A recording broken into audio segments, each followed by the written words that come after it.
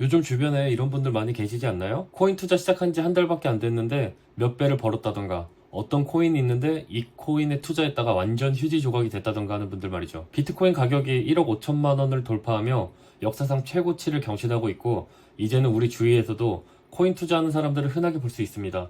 오늘 주제는 누군가에게는 엄청난 수익을, 또 누군가에게는 엄청난 손실을 선물하며 우리의 일상으로 다가온 비트코인. 단순히 주위에서 수익을 봤다고 해서 가상화폐를 시작하신 분이라면 이번 영상에 아주 큰 도움이 되실 거예요. 오늘은 비트코인이 뭔지, 그리고 이게 뭐라고 우리가 울고 웃는지 한번 알아보겠습니다. 우선 비트코인이 뭘까요?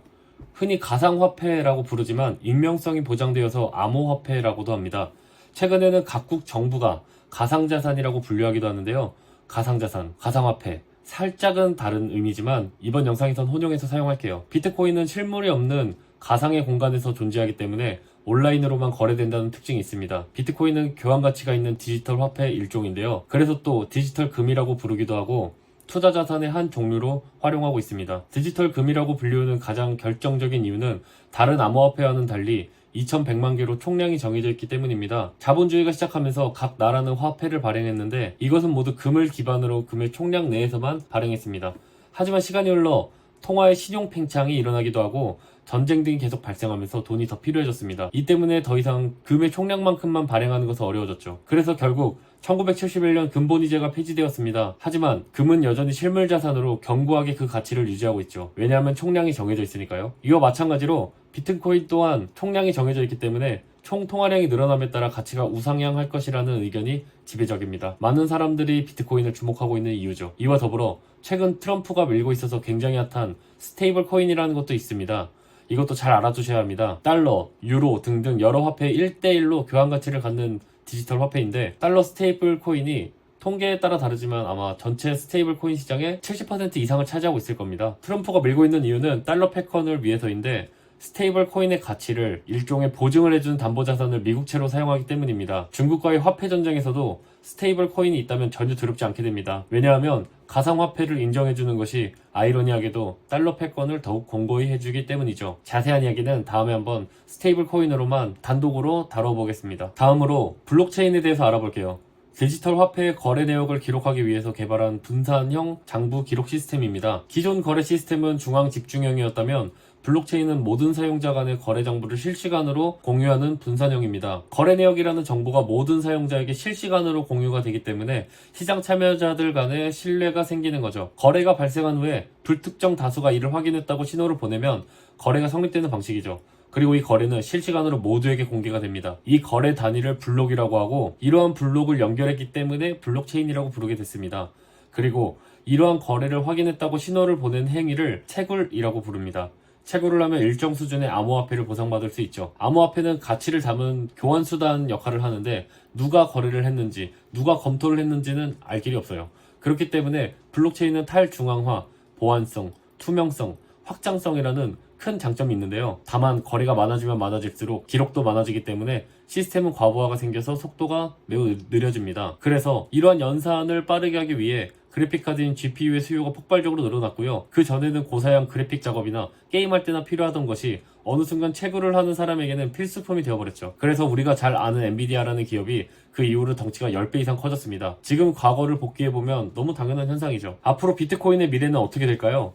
비트코인 하나가 10억이 되는 시대가 올까요? 제 생각엔 올 것 같습니다. 왜냐하면 투기 수요뿐만 아니라 자산가들의 자산 가치 보존에 가장 적합한 투자 수단 중 하나로 인식되기 시작했기 때문입니다. 하지만 그 시기가 언제일지는 제가 박수무당이 아니라 잘 모르겠습니다. 분명한 것은 근본이제가 사라진 현재 자본주의에서는 화폐 가치가 분명히 하락할 것이고, 이 상황에서 비트코인처럼 실물 자산은 우상향할 것임이 분명하기 때문입니다. 이 정도를 알아두고 거래 방법을 알아볼게요. 주식과 유사한 방식입니다. 먼저 빗썸, 업비트, 코인원 등 증권사 역할을 하는 거래소를 선택하고 회원가입을 한 뒤에 거래소에서 지정한 은행 계좌로만 입출금을 할 수 있기 때문에 해당 은행 계좌가 없다면 신규로 계좌를 개설해야 합니다. 지정 은행 계좌까지 모두 준비되었다면 현금을 입금하고 원하는 코인을 매수하시면 됩니다. 쉽죠?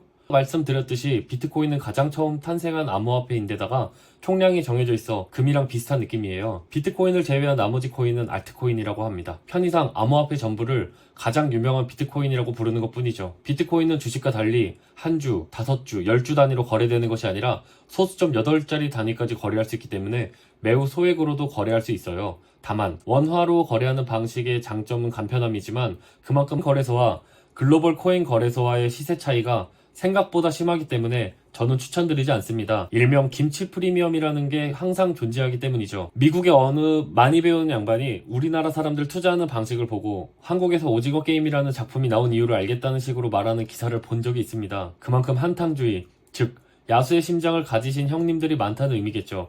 따라서 안정적인 투자 판단과 거래를 위해서는 글로벌 코인 거래소를 이용하는 게 좋습니다. 오른쪽 위에 문구를 누르시면 코인 거래소 추천하는 영상이 있으니 참고하시면 됩니다. 가장 중요한 특징, 비트코인은 24시간 7일 모두 거래를 할 수 있어요. 365일 쉬지 않는다는 거죠. 항상 시장이 열려 있어서 낮에나 밤에나 새벽이나 모든 시간에 거래가 가능합니다. 가상화폐를 거래할 때도 증권사에서 주식이나 펀드 매매 시에 발생하는 수수료나 세금 같은 비용이 똑같이 발생합니다. 간혹 팔 때만 수수료가 발생한다고 생각하시는 분도 계신데 매수할 때 그리고 매수할 때 각각 수수료가 발생하고 출금 시에도 수수료가 발생하니까 이 점도 알고 계셔야 합니다. 여기서 이번 영상 키포인트, 이 정도는 생각해보고 투자해야 됩니다.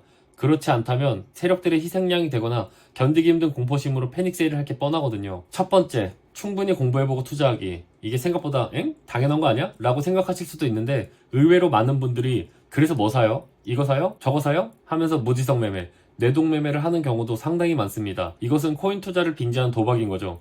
공부가 안 되어 있다면 절대로 하시면 안 됩니다. 한국 주식시장처럼 상한가, 하한가, VI, 서킷 브레이크 같은 장치가 전혀 없습니다. 코인 투자를 해보신 분들이라면 잘 아시겠지만 대부분의 사람이라면 코인 시장에서의 변동폭을 견딜 수 없을 것입니다.